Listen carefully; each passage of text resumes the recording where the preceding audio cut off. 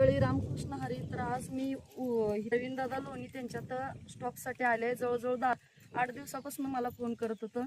तर इकडं खरंच खूप बाग आहे. ते बरं उमदी साईडकडे आहे ह्यांचं, त्या उमदीच्या मध्ये फॉरेस्टच्या अलीकडे आहे.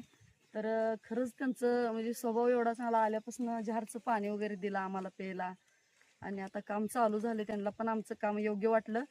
त्यांची खूप बाग आहे. किती एकर बाग आहे त्यांची? 5 एकर. 5 एकर बाग आहे. पण त्यांनी दुसरीकडे पण आम्हाला ऍडजस्ट करून द्यायला लागली ती कामं.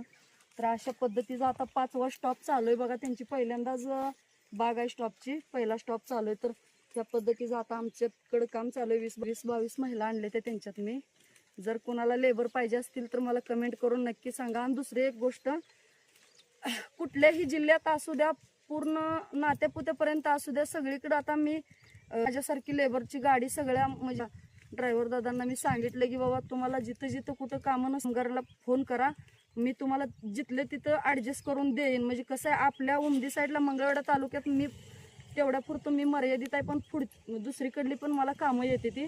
दुसऱ्या पण जिल्ह्यातनं यवतमाळ, पुणे, पूर्ण सगळ्या महाराष्ट्रातली कामं येते ती. तर मला प्रत्येक ठिकाणचा फोन यायला लागलाय.